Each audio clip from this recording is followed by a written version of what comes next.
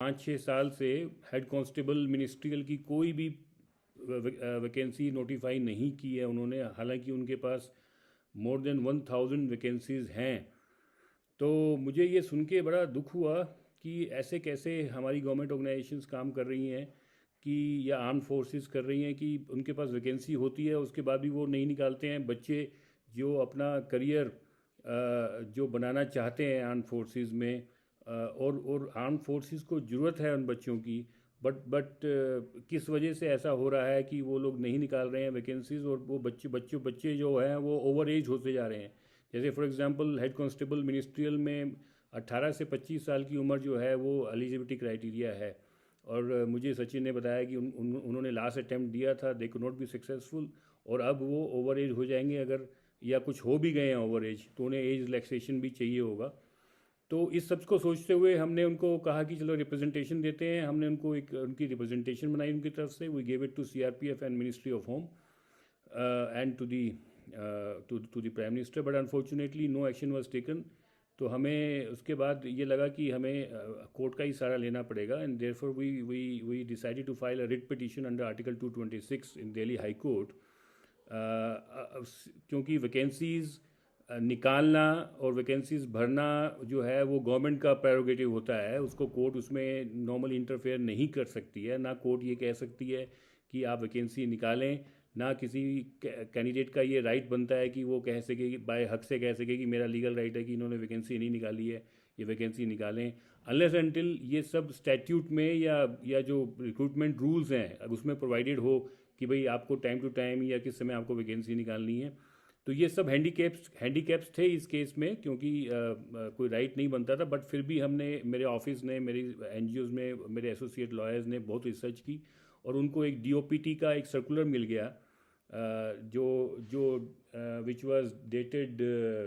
21 जनवरी 2020। और उस सर्कुलर में डीओपीटी ने, department of personal and training ने, सभी गवर्नमेंट डिपार्टमेंट्स को कहा था कि आपको अपनी वैकेंसीज को टाइमली फिलअप करना है, जिससे कि जो इन्वेस्टमेंट इंक्रीज़ हो सके। और एक कैबिनेट की मीटिंग भी हुई थी इन्वेस्टमेंट से रिलेटेड, और उसमें भी गवर्नमेंट ने डिसाइड किया था कि वैकेंसीज़ को एज सुन एज फिलअप करना है। उसको आधार बना के और कुछ जजमेंट्स सुप्रीम कोर्ट की और हाई कोर्ट की हमने उसको बेस बनाकर एक रिट पिटीशन हमने फाइल की। उस रिट पिटीशन का नंबर जो है वो it was registered as 3874, writ petition civil number 3874 of 2022। और ये 8 मार्च 2022 को ये दिल्ली हाई कोर्ट में डिवीज़न बेंच के आगे लिस्ट हुई। I argued the matter before the honourable bench, and we apprise the court that the petitioners they are like many other students, and जो those who are interested in this head constable post as well as other post of the armed forces। और कैसे ये arm forces जो हैं वो unfortunately किस वजह से, हालांकि वो कहते हैं कुछ एडमिनिस्ट्रेटिव रीजंस हैं या जो भी हैं, वो वैकेंसीज़ उनके पास हैं बट वो वैकेंसीज़ नहीं निकाल रही हैं। और ultimately it is hurting the rights under article 16 of the constitution of India. Since article 16 बात करता है राइट टू इक्वल अपॉर्चुनिटी की, but equal opportunity, if you have not, if you're not given the occasion to even have the access to right to opportunity, तो आपको वो कैसे मिलेगी। तो हमने ये कोर्ट के सामने रखा, और ये जो पर्टिकुलर जो ऑफिस मेमोरेंडम था डीओपीटी का, उसके बारे में कोर्ट को बताया कि ये गवर्नमेंट खुद कहती है कि इसको टाइमली फिलअप करना है, तो इनके पास कोई जस्टिफाइड रीज़न नहीं है कि ये होल्ड अप करके रखा है इन्होंने वैकेंसीज़ को। The government on the other side, उनके काउंसिल्स थे, उनके जो लंडन काउंसिल से, they strongly opposed our writ petition. और उन्होंने कहा कि कि इनका कोई राइट नहीं बनता है रिट पिटीशन फाइल करने का और वैकेंसीज मांगने का, और गवर्नमेंट कोर्ट भी नहीं कर सकती है। बट कोर्ट ने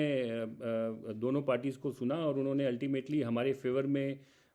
जो है ये डिसाइड किया। रिट पिटीशन 8 मार्च 2020 को ही ये रिट पिटीशन डिसाइड कर दी, और इसमें उन्होंने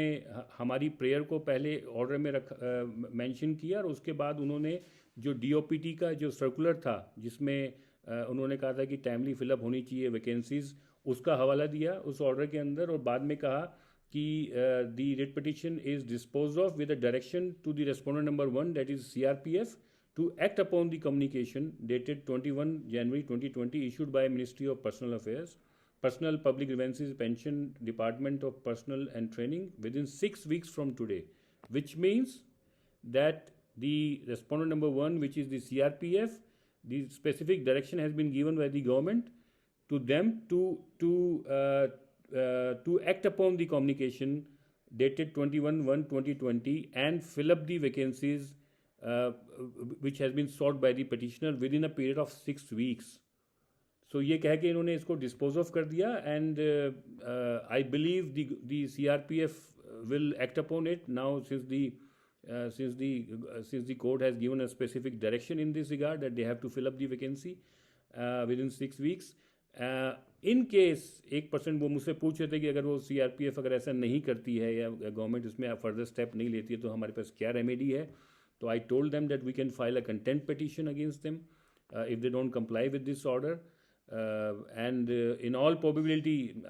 I am quite hopeful that the government is going to comply with this order, and they are going to take out the vacancy and they are going to start the process of recruitment. I think it's a landmark order in the sense that हमारे देश में और भी बहुत government departments हैं और बहुत agencies हैं जिनके पास बहुत वैकेंसीज़ हैं और उनको ज़रूरत भी होती है, बट वो उसके बाद भी वो जो है वैकेंसीज़ को नोटिफाई नहीं करते हैं, रिक्रूटमेंट ड्राइव नहीं करते हैं. इसकी वजह से हमारा जो ह्यूमन रिसोर्स है, जो हमारे यूथ हैं, उनको एम्प्लॉयमेंट नहीं मिल पा रही है. वो बेचारे, उनके ऊपर इतनी जिम्मेदारियां हैं, उनके पास the age is against them. बहुत लोग तो ओवर एज हो जाते हैं और एग्ज़ाम नहीं दे पाते हैं, रिक्रूट नहीं हो पाते हैं. उनके घर की जिम्मेदारियां उनके ऊपर होती हैं. तो ऐसे हालात में it is the bound and duty of the government to fill up the vacancies as soon as it is available. और अब मुझे ये लगता है कि अब एक रास्ता खुल गया है इस ऑर्डर के बाद कि even if it is not provided in the rules और स्टैट्यूट्स के अंदर कि आपको vacancies time to time fill up करनी है, बट इस ऑर्डर के बाद मेरे ख्याल से अब इस पे एक डेवलपमेंट ऑफ लॉ है ये, जिसमें जो और भी जो कैंडिडेट्स हैं डिफरेंट पोस्ट के लिए, अगर वो उनके डिपार्टमेंट्स या गवर्नमेंट ऑर्गेनाइजेशंस उसमें वैकेंसीज नहीं निकाल रही हैं, तो relying upon this order they can file writ petitions in different high courts and take the directions from the court against them to fill up the vacancies. तो दोस्तों, मेरे हिसाब से ये it's a pretty nice good order in favour of our youth. और हमारी जो organisation का जो पर्पस है, जो मिशन है, वो यही है कि एक यूथ और वीकर जो है उनको हेल्प किया जाए, उनको फ्री लीगल एड प्रोवाइड की जाए. और एक स्पेशली आर्म फोर्सेस से रिलेटेड काम करने का मुझे मौका मिला उनके लिए, तो मुझे बड़ी खुशी है इस बात की. और मैं इनवाइट भी करता हूं कि अगर कोई भी आर्म फोर्सेस या जो एस्पायर कर रहे हैं आर्म फोर्सेस में, अगर उनको कोई भी किसी टाइप की लीगल एड की आवश्यकता हो, ज़रूरत हो, तो वो हमसे कॉन्टेक्ट कर सकते हैं और हम उनकी हर तरीके से उनकी हेल्प करेंगे. और